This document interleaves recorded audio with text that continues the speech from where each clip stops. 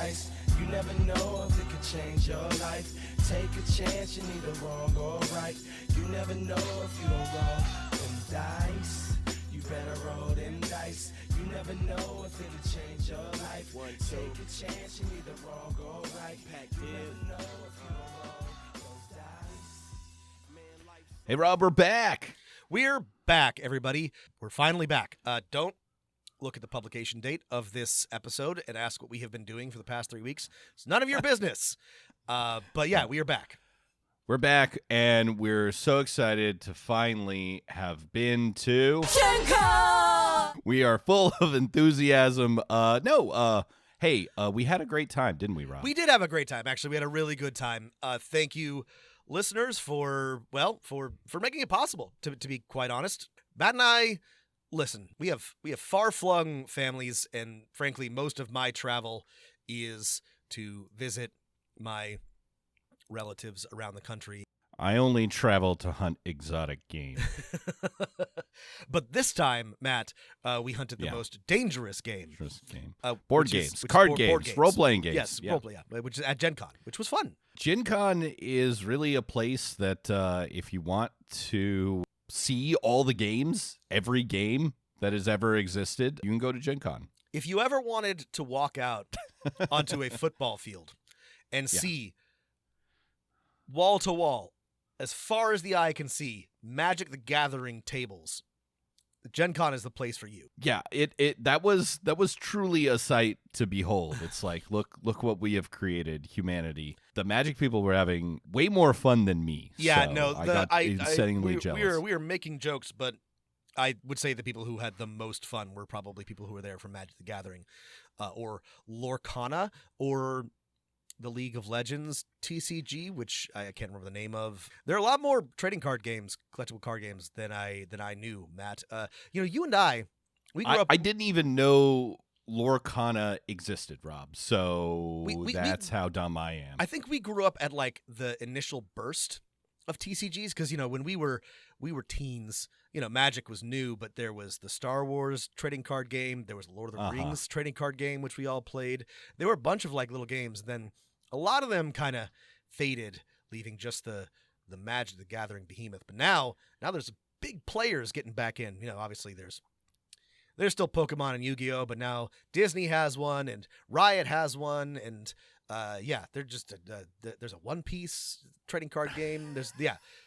Anyway, beautiful time to be into TCGs, which I am sort of, but not really. Yeah, no.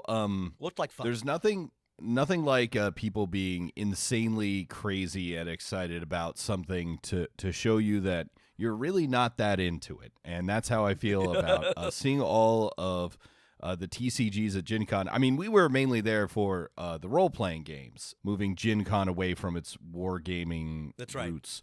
But I guess I'll say it's really experience. You got to put the work in if you want to go to GenCon. You've got to walk a lot of places. You got to like book a lot of things. Yeah.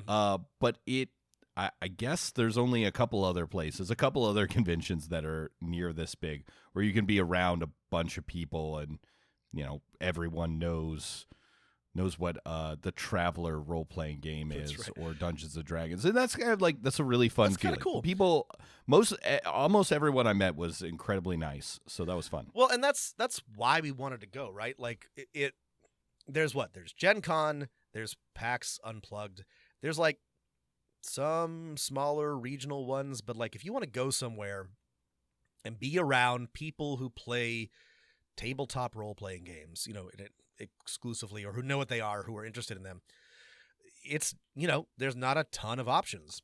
And it was cool to be around people who knew what I was talking about and were interested in nerdy things, and everybody was there to like play one thing or another. One of the people that I met was doing like a Catan tournament the entire weekend. Like somebody else was there to like open a brand, like be the first person to open this set of cards from, I think it was Lorcana. Like everybody was there, but they all knew what I was doing. I was like, I have a podcast about this, and I didn't have to explain. I didn't have to explain what my podcast was about very often. Not never, no. but I did have to explain a lot less often than in my like regular day life, and that was really cool, Matt. Yeah, no, I enjoyed that as well. I enjoyed when people ask me what I do for fun or mention podcasts, and then someone says, "Matt, you have a podcast, don't you?" People were very excited about it, and they were. knew exactly what it was about. So that was In fact, we met fun. many people who will be guests on upcoming episodes. So stay tuned. But yeah, it was nice it was very cool to be around other people who were into this stuff. Not that I have a shortage of them in Portland. It's just everybody there was into TTRPGs or board games or nerd stuff. Yeah. Everyone there was into the things we were into, and that was a really good feeling. We met people we've had on the show in the past and people who we're definitely going to have on the show in the future, and that was a cool feeling. It's nice to see people in person. Yes, some of us will get sick. Some of them will die. Yeah. sorry, Rob. Rob got deathly sick. I did get very sort sick. of sick. Yeah. No, I got very sick. It's true. I got very sick. Okay. Yeah. We can be honest. I got very sick. But that's okay. That's the price you pay. You go to a convention, that's what happens. So, yes, Super Spreader event, GenCon 2025 was really a lot of fun. What do we want to talk about? What it's like there, some of the stuff we played. I mean, so part of the fun for me, we did a lot of different things. We went to some seminars, right? Like Matt said, we signed up for a bunch of stuff. We both signed up for some things together and some things separately. We're doing a little bit of recon. We played some games, which was a lot of fun. I think that if we go again, I think I'd like to play more. We tried to play some other games, and that wasn't a success. We listened to some people talk. Let's talk about. I mean, we also I saw so many cool things. But yeah, let's talk about. Maybe let's talk about the games that we played.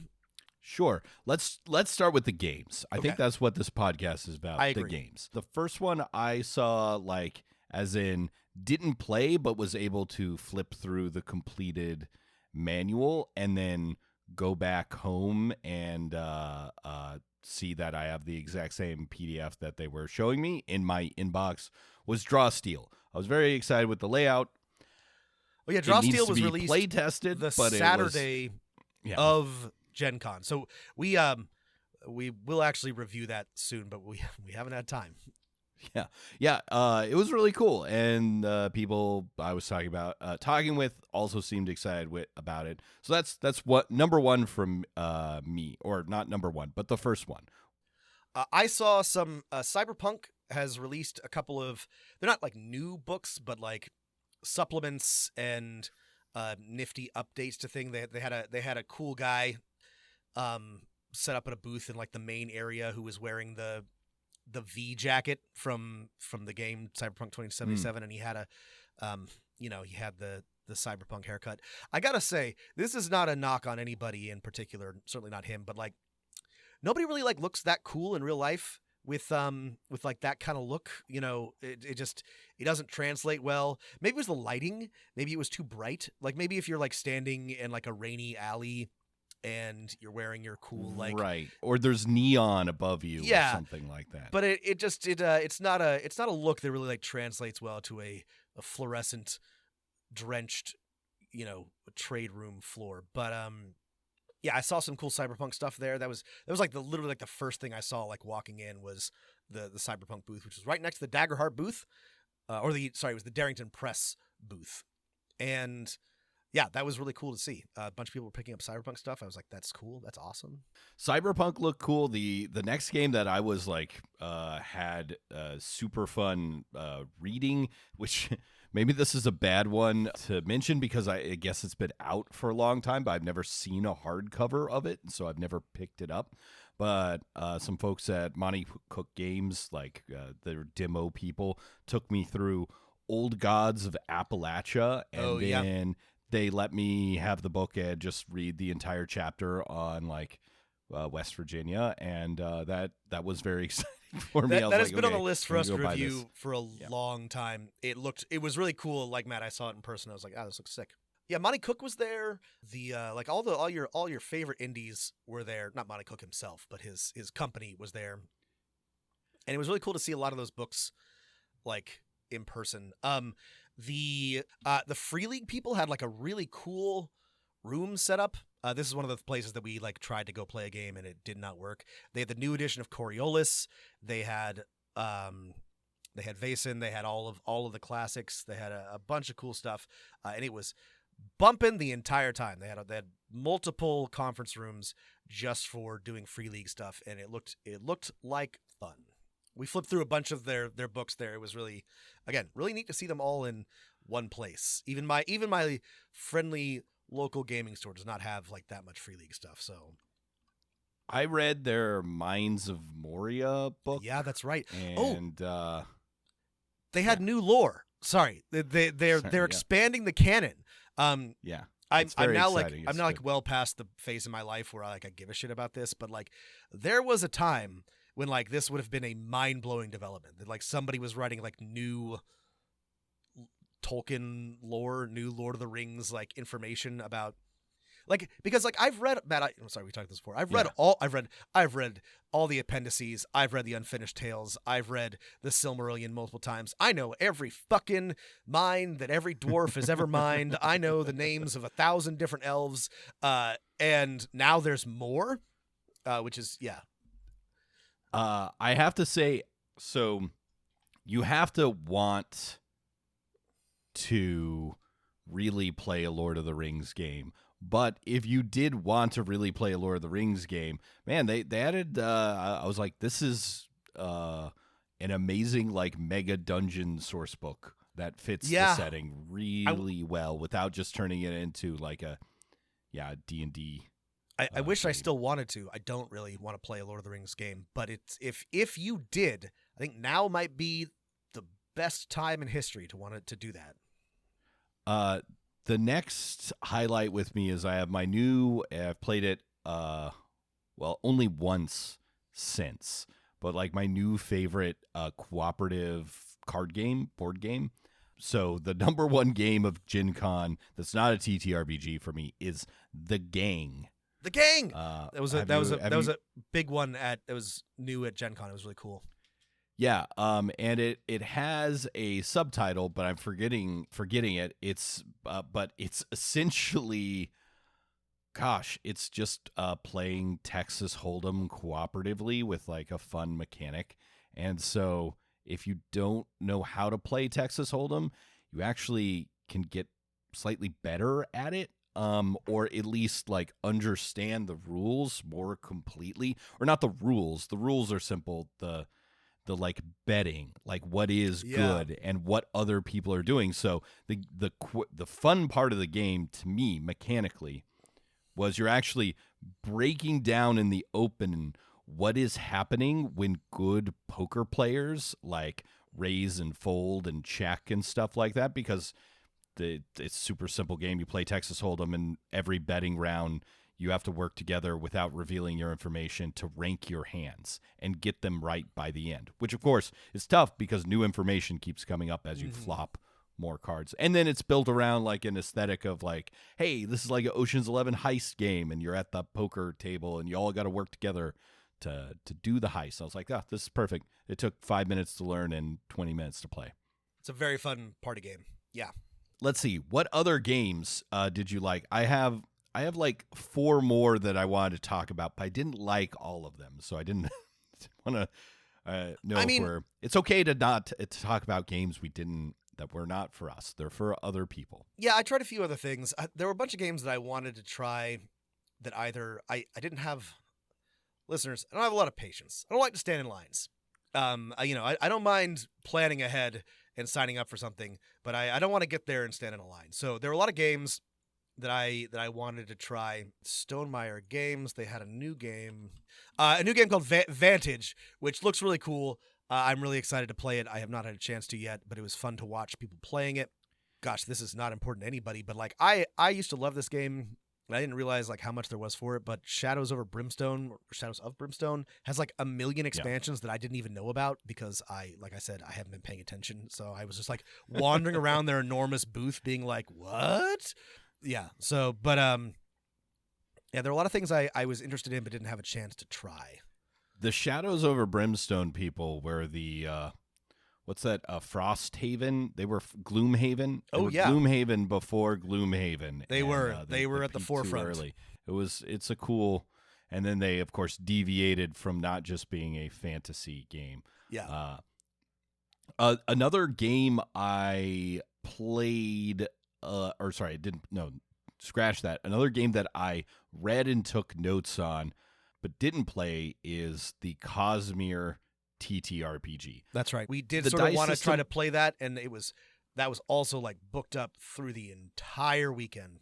Looked Yeah. interesting though. So I went to the booth and talked to a guy, and he explained the mechanics to me, and then let me read through the book for half an hour. Mechanics are fine. I don't think they're anything that's gonna like bring me in. I will like one day review the whole thing on this podcast. It was so massive. There were two like 400 or 500 page books. I was like, oh my God, this is for people who really love this novel series, and I have never read it, so it's probably not for me, but it is for the people who love this particular series. As we have discussed, I have read it. I looked at it. It was fine. We will review it. We will have to. It raised $1 bajillion on Kickstarter. It has the full might of the Brando Sando empire behind it.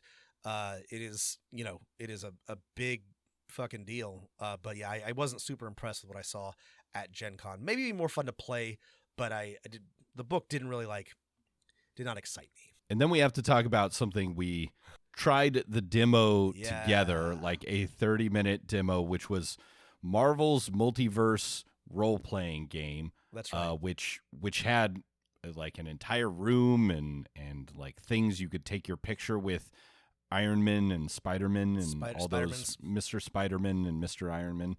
And while I liked how the dice system worked, it was super simple. You rolled like 3d6. One's kind of a wild die that has special meaning. Yep. It doesn't need to be a special die. And then built around that very simple dice system was something that like would make second edition Champions weep with its complexity. It was trying really hard to be simple. Like structurally it was simple. It was like, here's your 5 stats, and next to them in the book were like, here's like what a roll would look like. But then like they had like different rules for if you were like not doing a combat thing, and like there were like a bunch of like secondary and derived stats, and I'm like, I can see how they were trying to like simplify, and they just failed. They gave us the character sheet for Spider-Man, and Mr. Spider-Man had like 500 different numbers written on his character sheet. There were 2 pages of like not even text, just like numbers. 2 pages just like, here are the Spider-Man numbers. I got to roll some dice. I got to defeat a Hydra agent or something. Yeah. It made me think, like, who is this game for? Because, like, the tone of the rule book and stuff felt very much like this is for getting young Marvel fans into role-playing games. And then the rule system was like, oh, boy, good luck playing this. There were a lot of people there playing it. Will they ever play it again? Yeah. I don't know. Again, just another game that was not for us. That is one, that has a lot of money behind it, and it's a big deal. I would like to maybe review it at some point, but I will tell you, listeners, now, based on our 15 minutes of hands-on play, that it did not thrill me. There was no reason for me to ever come back to this one. However, one I will be coming back to. This is a little inside review because we've had the author on the show, was The Cunning Folk. That's right. Which is a rules light game about Fae making someone's life miserable. Yeah. Matt and I played this together. You can go back and listen to our episode with Patrick and Emily of Unbalanced Encounters. I think Emily mentions that she's working on this. It's now out. It is a very short book. The rules are very simple. The theme is incredibly fun. I think we had a really good group for this, but Matt and I had an absolute blast doing like a quick, 2-hour, not even scenario where we tormented some coal executive until his demise. It was very easy to play. If you ever wanted to play like a little if you ever want to do like The Witch or Midsommar the game, But be the weird goat. But be Black Phillip. Like that's this game. It was a delight. It was a lot of fun. Yeah. It was a great game in that it's like, oh, here's like simple rules that you can explain and pick up in 5 minutes, but the simple mechanics are interesting and they add exactly to like the feel you're trying to do. And it reminded me that I love playing TTRPGs with people that I know and get along with, and I also love playing TTRPGs with people I don't know who are strangers. I had a blast on our many games we signed up for. Yeah. Matt and I played that one and another. Was that it together? And that was surprisingly fun. Matt and I played in a grinder. Yes, we did. We only played 2 games together, but that's okay. That's okay. We did plenty of our own games. We did. For our own people. But the grinder was surprisingly. Rob and I got on Grinder together. Together. Was surprisingly a ton of fun. It was we had an old school GM and an old school module. It was AD&D. It was as advertised. You get a character. You first one's free, and then after like your second death or something, you have to hand in like your spare tickets or whatever. It's not it's not like for charity. But yeah, we got led through a classic D&D dungeon. I died immediately, which was very exciting, which is what I wanted. I know you wanted that, but you were not like trying to die first. What's really funny is I just got astonishingly unlucky. I actually wasn't doing anything that time stupid. I literally all I did was like open the door and roll astonishingly badly. Yeah. That was a ton of fun. That was cool. We had it was a big table with like a bunch of people of both like varying experience and interest. I gotta say, I don't envy our GM's job very much because it was loud in that room. There were a lot of people, again, who were like not entirely invested, but he did a really great job of like keeping us going and like ushering us through that, again, grinder murder adventure. Here's another tip for GenCon and basically every other con I've been to, is that unless you like know someone on the inside or are a celebrity, your role-playing game will be put at a round, foldable table with a tablecloth on it in a room filled with similar games, and it will be very, very loud. Yep. So pro tip for going to cons: be a celebrity or just know the people, so you get one of the like small rooms where it's just your table. Yeah. I wanted to talk. So I got to play a very long game of Traveler. The most recent edition of Traveler. And gosh, I've played Traveler for like 2 hours before, so this was really kind of like my first time playing Traveler, and I had a ton of fun. And I don't know why I didn't realize this the first time I played Traveler, but I realized I was like, oh god, it's like a lot of the DNA, not just Traveler's an OSR space exploration game, sci-fi game, but like a lot of the DNA for, I don't know, the like Forge school of like making things with like degrees of success and just this nice bell curve roll that's super simple, is like it's always been, or it's almost always been there in Traveler from like 1977 on. Yeah, we have somehow not talked about Traveler, so like maybe we should soon. I've always liked the rules. I'm sorry that I was not able to play in this game with you, but no, that's okay. I'm glad that you did, and we'll talk about it soon. But I'm glad that, I'm especially glad that your experience with it reflects what I've always liked the rules. They always seem cool to me, and I'm glad to hear that they're as fun to play as they look like. I immediately went and bought a copy of Traveler as soon as I was done playing, because I'm like, why do I not own this? And then it reminded me, like as I was walking over to buy it, we did a lot of walking.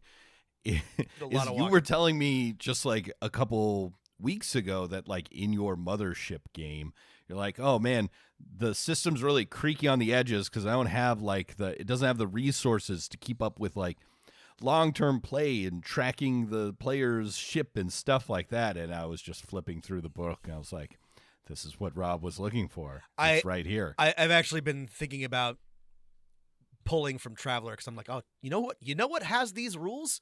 Traveler has these rules for sure.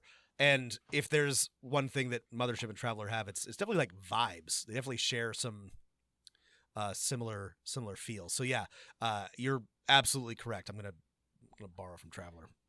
The Dungeon Master of None podcast recommends the game Traveler as its game of the week, a game that's been out for nearly 50 years and that we haven't talked about on this show yet. When did they release the most? Hang on. 2022 or 2024. Yeah, it's the guy who wrote it like gave it to like another company. He's like, that's right. You do it, but it's basically like the same. According to the guy I talked to. He's like, any old module you can use with the new rules with minor adjustments. The core rule book it was updated in 2022. It's a PDF and a hardcover option. You'd love to see that. Yeah. We'll talk about Traveler soon. It's been on the list forever. Love Traveler. Okay. We played a lot of games. Are there any other games you want to highlight? Did you have fun playing Starfinder? So Matt was doing something, and I went to go play a Starfinder Society game using the Starfinder 2nd Edition rules, which are pretty new. I haven't had a chance. I was flipping through them at their booth. I haven't had a chance to read them. They are very much like the Pathfinder 2E rules, which we have read and reviewed, and which I am a big fan of, even though they have their limitations. Starfinder 2nd Edition is much the same as Starfinder 1st Edition, basically just the same version of Pathfinder with some spacey gloss and a handful of like extra rules. But if you understand Pathfinder 2nd Edition, you can play Starfinder 2nd Edition. And I really like that system. I really like the actions. I really like the simplicity of the success fail, right? Like it's you're aiming for a target number, but like there's degrees of success, 5, 10, whatever. And I love it. It's very simple. Yeah. I played a very short Starfinder scenario with some randos. They were all big old hyper nerds, half of whom had brought their own Starfinder Society characters with them. I had not. I used one of the. That's the point of the society. I know. I really should have a Starfinder Society. Actually, at the beginning, the guy was like, "Do you have a Pathfinder Society number?" And I was like, "I don't think I do." And then I was like, "Wait a minute. I've been a member of the Paizo forums for like 15 years. I bet I do." And I do have a Pathfinder Society number, which I've even used once before, and I forgot. Yeah. That character wasn't relevant, but that was a ton of fun. It was really cool to like play with some other people. Everybody knew the system way more than me, which is actually kind of like a fun experience for me. That's not, not like someone helps you out with the rules as opposed to somebody knows the rules. I got a compliment from the GM. I did a clever thing with my character abilities. I got almost murdered. Once again, I almost died. I did not die this time, but I was like dying 3 at the end, but we limped over the finish line. It was the scenario was the Great Absalom Race. It was like, the Amazing Race, but like on Absalom Station, and you were competing against a bunch of other, teams funded by interstellar corporations. It was short. It was fun. The GM was really good. He had a great like announcer voice. He kept us moving. It was like a 2.5 hour session. I love, for all of its flaws, for all the flaws of like organized play, I love it most of the time. I do think it's fun. I just, I have limited time to game. And so if I'm going to have a free night, I'm going to try to like run a game of my own or have somebody do a home game rather than do Pathfinder or Starfinder Society. But I love that it exists. And this was an enormous ballroom that was full of people playing Starfinder or Pathfinder Society. It was really cool to see. Cool. It was a lot of fun. So we've only shared anecdotal experiences, but we know that true journalism comes from data, Rob. That's right. So, I quickly ran the numbers of all of the role-playing game systems that were on display that ran at GenCon, and there was, over 6,000 of them. And I'll give you, let's see how close you can get without going over. What percentage of the games were Dungeons and Dragons? All systems. 75%. Ooh, Rob, you are going to be pleasantly surprised. 20.3% Really? of the games I remember looking at the list, and I was like, this is at least half, but I wasn't doing a good job counting. Okay, 1/5. That's great. Yeah. Unless, like, my numbers got messed up because there's a role-playing game system called 1887. Nope. Okay, didn't count it. Okay, great. All right, I trust that your numbers are correct. Okay, so only 20%. 20, yeah, which is great because, there were a lot of people playing a lot of different systems. And it means that, that we can now declare, after having been to Gen Con, that the state of the hobby it's fine. Seems like it's good. There's a lot. There's the largest, I think it was the largest Gen Con ever, 70 or 80,000 people. The tariffs, I heard a lot of tariff talk, but it didn't seem to, no one seemed to be, failing because of them. Mostly it was concerned conversation. So for now, the state of the hobby is good. A plus. Yeah. There's a lot. It was really cool. I wrote this down, but I haven't had a chance to review it. But I took notes of 2 or 3 or 4 RPGs that I was just walking by that I'd never heard of. I'd never heard of the author. I'd never heard of the publisher. And I was like, this looks cool. I want to look into this later. That was just on a random table somewhere, in the back of the trade show room. That's not counting all the ones that Matt and I have already discussed that, had pride of place. There's a ton of interesting stuff happening in the TTRPG space. There's so many cool people doing interesting things. It was awesome to see. It was really great. We did a bunch of other fun things. I played a lot of BattleTech, and I discovered something about myself, Rob, which is, I'll just say, I was reminded that I love playing TTRPGs with people I don't know, even if I'm not the GM. I do not like playing miniatures games, war games with people I don't know. Not because I'm a sore loser. I don't care about that. I just need everyone to be on the same level of chill. Yeah. When it comes to miniatures games, about not caring and having fun, and that can be tough for some people. So I played a lot of BattleTech, and I regret signing up for BattleTech. I should have only signed up for my first love, role-playing games. I didn't play anything truly competitive, and I'm glad that I didn't, because there were a lot of people there who were there to compete. And I do like to play games. Yeah. I like to win as much as anybody else. But I'm, whether it's Magic the Gathering or BattleTech or anything else, or Root, one of my great loves, I'm just here I'm just in it for the love of the game, and a lot of people are there to fucking win. And that is a problem when playing with strangers, that there are some people who are there to win. That's annoying to me. Yeah. We also, we didn't just go there to have fun. We also went there to get educated, to educate ourselves. We went to learn. To learn from the best. We learned from the very finest minds in tabletop role-playing games, starting with none other than the Dungeon Coach of DC 20 fame. On the very first day, we attended the Dungeon Coach's talk, Designing the Future of TTRPGs. There we go. Yeah, what did we learn about the future of TTRPGs? Well, unfortunately, Matt, we did not learn a lot from that talk. And I feel...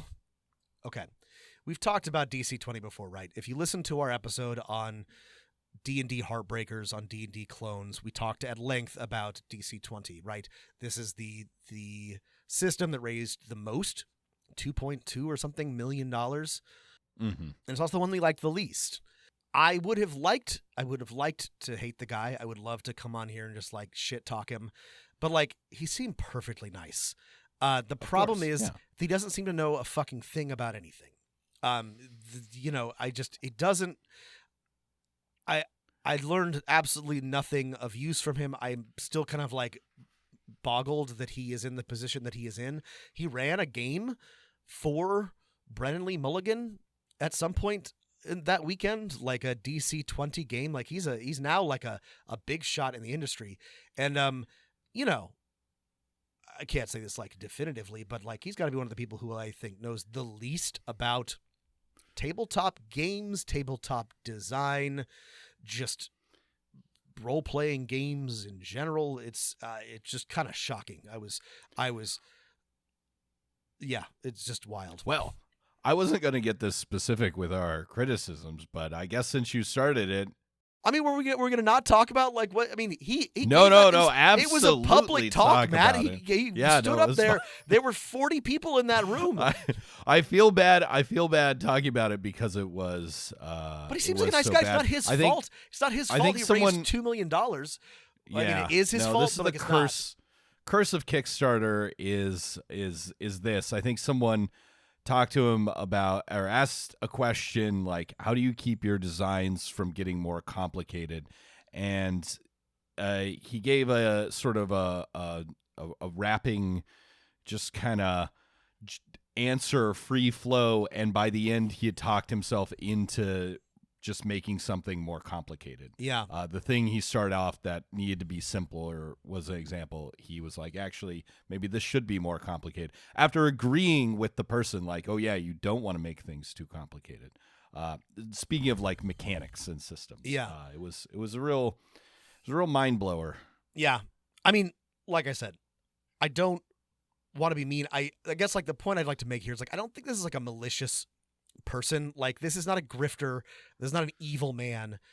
This is just a guy who became successful, too quickly by accident. And you could be, and I think that there are probably a lot of people who work really hard, who are really smart, who design TTRPGs, who have every right to be mad about this guy. But ultimately, like, he's just a dude. And yeah, He's another just a coach. undeserving white man. But like, I don't know. I only have so much ire to go around. And Right, we could be the undeserving. That's right. You could be mad at us for the same reason.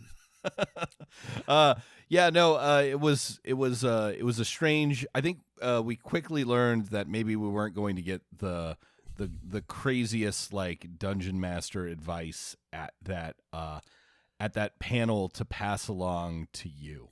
And Sorry. that was okay. There was no. You can't talk about the future of TTRPGs when you've only played. It was clear he had only played 2 or 3 TTRPGs. Sorry, this was his Which, admission. By Sorry. the way, you can design a TTRPG if you've only played 2 or 3. Will it be the future? Probably not. Probably not. Will you still have fun? Yeah, sure. Yeah. So please do that if that's you, but I mean, don't claim you have the future. This is interesting. Like, you don't have to, I think, you don't have to have read or played every single TTRPG to be a good TTRPG designer.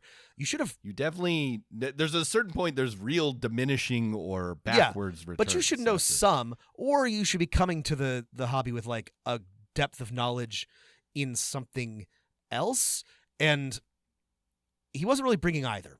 Is all I'm going to say. And this is his own admission. He wasn't like shy about this. He was like, I only ever played 5e. And then somebody asked him about his influences and he was like, oh, I kind of like Pathfinder 2e. And I think that was the only games that he mentioned having any familiarity with. So, yeah. Which makes sense. DC 20 feels like 5e with a little bit of Pathfinder 2e stapled on in a way that doesn't work. What other talks did we went to? We went to a couple hours. The Forgotten Realms future, not of TTRPGs, but the Forgotten Realms. Faerun, the planet Toril. It was the Wizards of the Coast employees talking about the new upcoming Forgotten Realms book that'll be released later this year, early next year, something like that. Yeah. What do we learn about that? Well, we learned that, what I learned, Matt, is that like my instincts regarding Wizards of the Coast and their designs on Dungeons and Dragons are as correct as they have ever been. They are tapping a dried well. They are scraping the bottom of the barrel. There is no new blood. There are no new ideas. There's no interest in new ideas. It's a very tired feeling franchise. Like, we didn't actually see anything new except for maybe a little bit of new art. All the art seemed new Sorry, to me. the art was new, but like, they're just releasing mini campaign settings for places that already exist. Again, if my instincts are correct, this will just be rehashed information from previous editions, like it has been for the past few books. There were I will say the panelists that were of mixed, I don't know, some of them were fine, some of them were not. They didn't seem like super thrilled about this product. They were, but not. Sorry, I don't want to like throw them under the bus. Not that their bosses are going to be listening to this. The thing that I thought was encouraging. If you are listening, about this Wizards book, of the Coast, we will stop talking forever for $1 million each. I was gonna say $1,000. The thing that I thought was encouraging about the book was at least as they were trying to present it, is it was going to be 5 gazetteers of places. But then they also mentioned there's a bunch of other things. So I was like, how much space do those gazetteers actually get? Are they the kind of in-depth gazetteer that you want to actually run a game in a campaign setting and become inspired? We'll see. It's 5 different places around Faerun. So it's like Icewind Dale, Baldur's Gate, Calimshan, the Dale Land. Like, so each of them have their own section. I was like, maybe it would have been better to just do a Baldur's Gate source book or a Calimshan source book. We'll look at this when it comes out. It could be cool if it is what they say it is. Like, if you actually have 30 pages of useful information. I mean, we've praised the Daggerheart campaign frames, which are shorter than that, and each by themselves is like a whole setting. I don't think we're going to get something that good from Wizards, but I could be wrong. Right. The difference is, I think what it appeared and what I guess I'm afraid of is that split the difference between a gazetteer and a campaign frame, right? Because it seemed like from their talk, it is still like a traditional campaign setting where it's like, hey, here are the things that exist. What your campaign is about is somewhat up to you. But we also kind of have these like little like starting hooks and stuff like that. And my opinion is like you should go all in and write your, thing as here's how to run a campaign about this. And here's 7 good pages on this, as opposed to half a page trying to do that and then 20 pages only sort of describing that area. Do you see what I'm saying? Either go full gazetteer or full campaign pitch. I agree. With your materials. I agree. Again, it could be good. Like, if it's even a little bit of new information or presented well, if it's packaged, like, again, 30 pages, like 5 different settings that you could actually use would be cool. That would be unprecedented for Wizards, which is why I would kind of be shocked if they actually do it, Right. I think because they didn't say that like everything we've written is new, after the 2024 DMG, my hackles are up. I'm going to be going to my old source books and saying, did they just rewrite a couple paragraphs from something published in 1993? If so, that's sad. So, anyway, what I went to a bunch of other. Two more things about the. No, it's okay.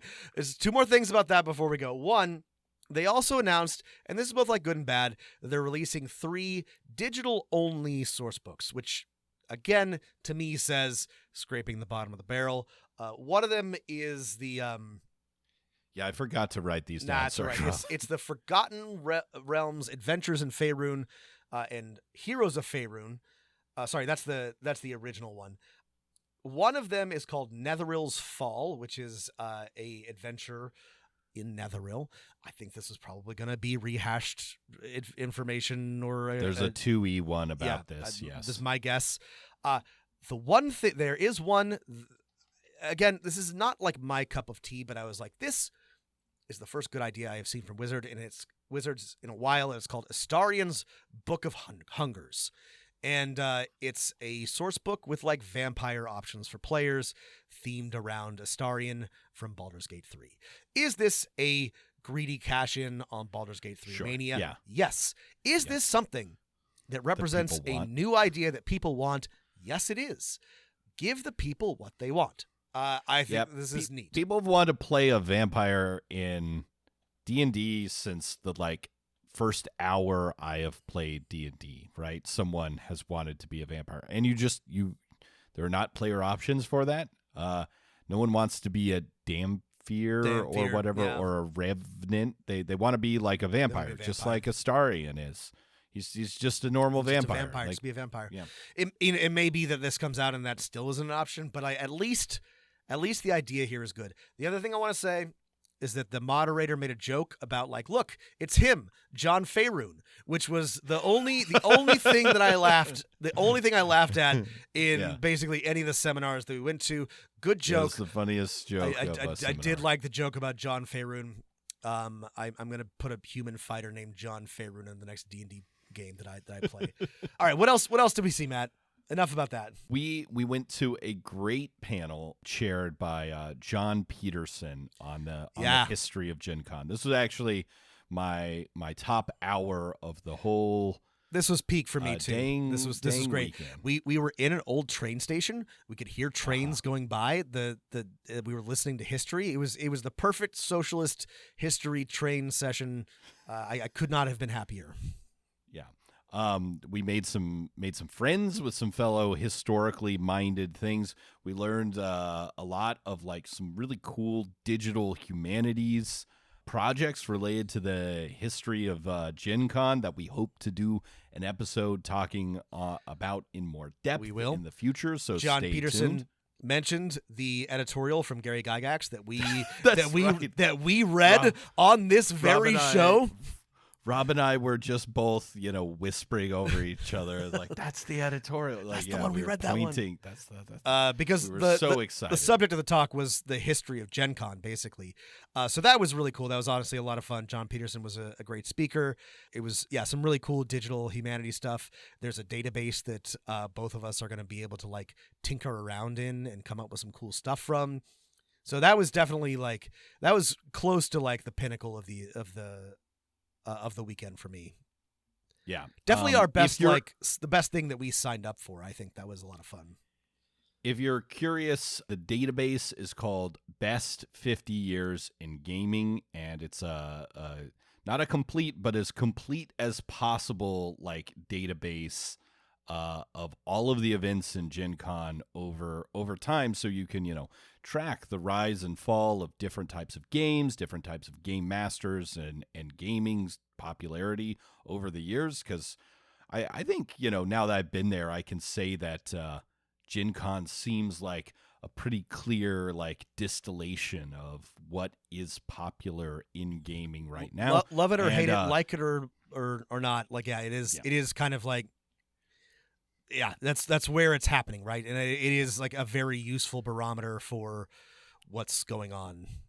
And because we're talking about history stuff, we should cite our sources. This database was by one of the other panelists, Matt Shoemaker, and it's run out of the Temple University's Digital Scholarship Center. Yeah. We'll link to all this in the show notes. We also, I don't think you went to this one with me. I went to a great panel about people being genre writers, and that's had some right. I missed good that one. tips and encouragement to people who want to write and create things. Obviously, I'm not a novelist, but I like to write adventures for my players, and I often feel like some of the same hangups that were plaguing these authors and that they have successfully overcome plague me. One that stuck with me from author Devon Sanders was just always, every day, the first thing I write is I give myself permission to write a shitty first draft. He said he physically writes that in his notepad or on his Word document and then proceeds from there. And I think that's doubly applies to writing out your notes for your campaign. This is good advice for any writer. Just give yourself permission to the first thing that you write doesn't have to be good. You can write a whole page ball it up and throw it away. I think I read this specific piece of advice from a novelist at one point, but like whatever to get you started, right? Go ahead and your first thing doesn't have to be good. Write a bad first draft. Any other events or booths or exhibits? I have some tips I learned from GenCon that I'm taking back to my own game. But any other things we want to everything else that I want to talk about, share? well, I'll probably have to devote like a whole episode to or part of one. Like I said, I ran into a bunch of really cool things, cool games, RPGs that I hadn't expected to see, and I need time to like read them and reflect on them.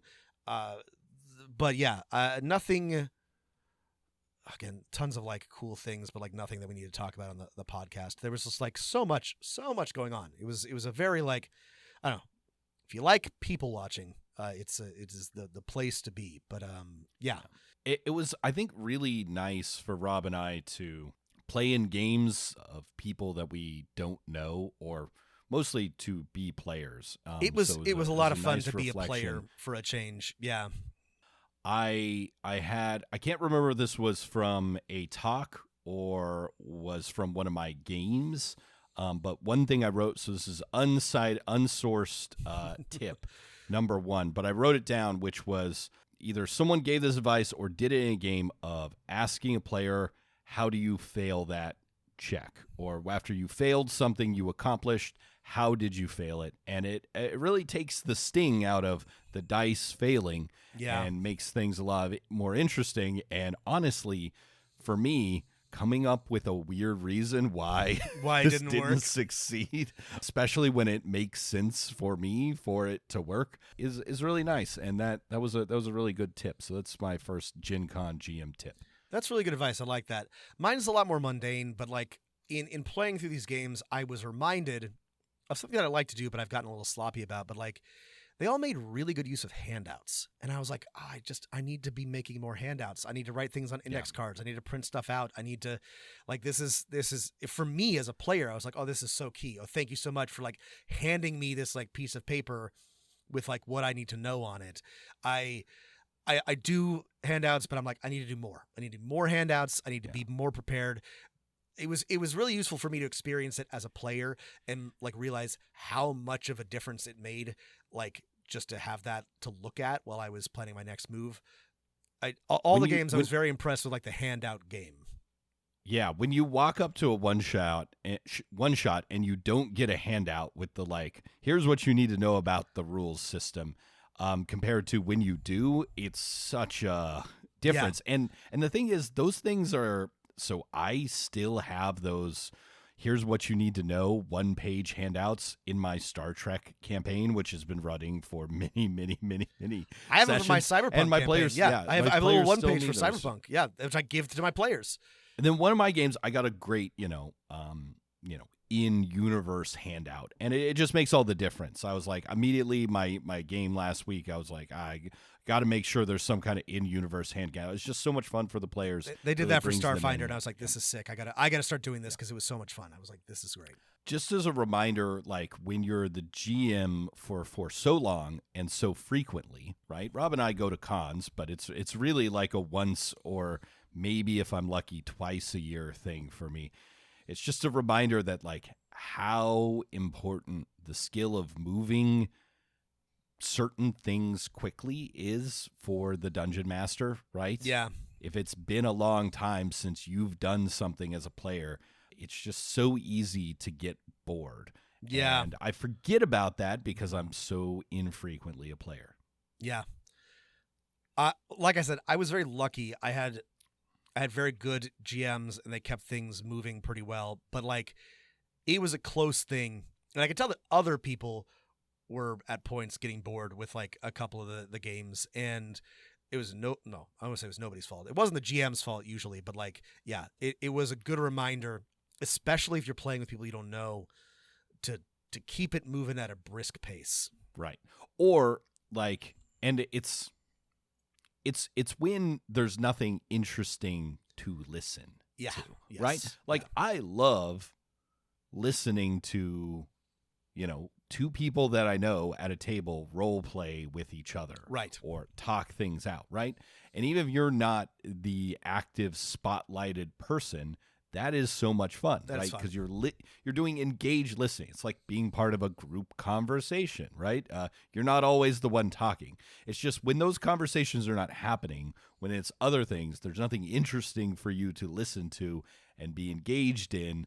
Then you can quickly get bored. And yeah, it was a nice reminder. Here's another one, which is if done right, Amnesia can be a great setup for a one shot, especially if the players don't know the system.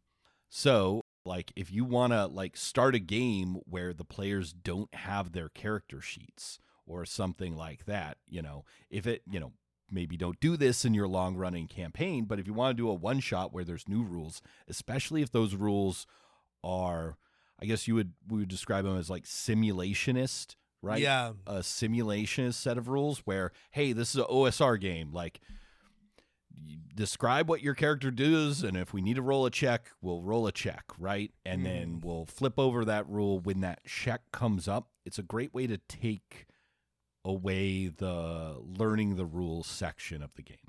Yeah.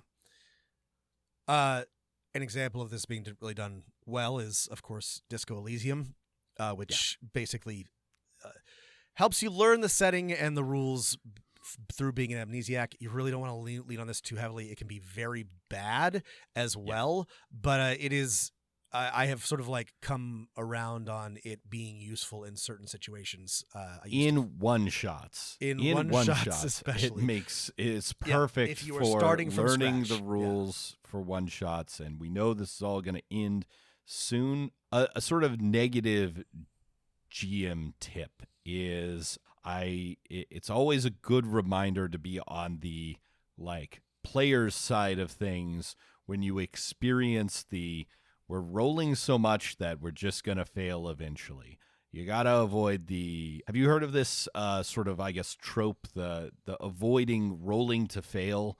Just like your GM makes you make so many checks that eventually you're going to fail one, and then whatever you're trying to do doesn't succeed. Yeah. Oh God. Sorry. This is one realization I had after my Starfinder game, which I really, really liked in general, was that I don't think I like D20 systems anymore. I think fundamentally I just don't enjoy, like, even in Starfinder Pathfinder, right? Like, it's a lot harder to just fail a like D20 check, right? Because it's not a simple pass fail quite the same binary, but it's still like, and admittedly the scenario we ran was a lot of skill checks, which are not the system's strong suit, but I was just like, wow, I'm rolling a D20 again and finding out if I got over or under the target number. And I've been playing a bunch of other systems, and I'm like, this would be more fun in just about any other of them, because something will happen, or something, there's consequences, or like you move, you gain a resource, you lose a resource, in Mothership, you're rolling a percentage, but like if you fail, your stress goes up, which means that you have a bigger chance of panicking. Like, failure is moving the game forward, right? Like, it's, I'm not enjoying D20 systems as much as I used to, I guess is what I'm saying. Yeah, no, I agree, and it's when you come back to something after having experienced something else, it puts it in a new perspective, either good or bad, right? Try a different system, come back to one that you loved or hated, and you might see like if it more. Feels differently, right? Yeah. You might be like, gosh, we don't have to look up a table when we fail in a D20 system. I just get to move on. Maybe that's what I want. Yeah. No, I like that. That's a great tip for It's just like a Rob's personal different. reflection, Yeah. No, it's very accurate though. But yeah, I did like we said, like, part of the fun of this and the opportunity was for us to be players and to play in different games. And I wish I'd done more, but it was already like a really like enlightening and useful experience. The last and final thing, two of the things I did had this, but shout out to friend of the pod, Patrick, because he was the first one to do it, which was to just end everything with asking everyone what you liked. Patrick did a really cool end of session thing that I really like that I'm going to steal, which was, what did you like that you did? And what did you like that somebody else did? And it was, this was for like one shot. So it was like a nice like wrap up, but I think it would be a great thing to do every session. I think the thing about it, and I tried it in my game last week, and we've talked about doing something similar before, which is like, let me know the thing you liked and what could have been different. But just doing this part in person, I think it's great for engendering and building happiness, joy, trust among people, right? If that's something you want to grow in your campaign, doing the kind of what I did that I liked, what someone else did that I liked, is a great way to do that. We've talked about this for ages, but like something that we like to see in our players and encourage is generosity of play, right? Like giving other people the spotlight, setting them up for cool moments, and a way to, I think, encourage and reward that is this type of like end of session reflection. Like, what did somebody else do that you think is cool? What did you do that was cool? And then like everybody gets a chance to like sort of, it encourages you to pay attention to other people, but also like recognize like what's cool about their character, about their role playing. I thought it was neat. So speaking of, what was Rob? What was the thing that you liked about GenCon? Since we're wrapping up, I did. I talked to a lot of different people, and I am not currently working in a job that thrills or excites me all that much. I mean, I like it, but it was really fun to talk to people, and everybody I talked to, I was like, what are you working on? And everybody I was talking to was like, I'm running this game. I've got this podcast. I'm making this game. I'm blah, blah, blah, blah, blah. Not all of it was stuff that I cared about or was interested in, but it was really nice to like that the baseline for conversation was like, what are you working on? That was really neat. Yeah. I thought it was really cool to be at GenCon, be around people who were creating things. Look, I think that's cool. A lot of their ideas were dumb or not that interesting to me, or like things that I don't care about. But even so, it was cool that they were there and they were making stuff. I thought that was a lot of fun. The trade floor was full of thousands upon thousands of people hawking their little supplement, their little game. I thought that was, I didn't expect to like be so excited by that, but that was really cool for me to be around. I love that a lot. Yeah, it's super fun to like go and find a small studio publishing some smaller thing nestled between the Mayfair and Games Workshop and stuff like that. And that was, and that mine is very similar. Like my best part about GenCon was the conversations we had along the way, just talking with people who are into TTRPGs at the same level.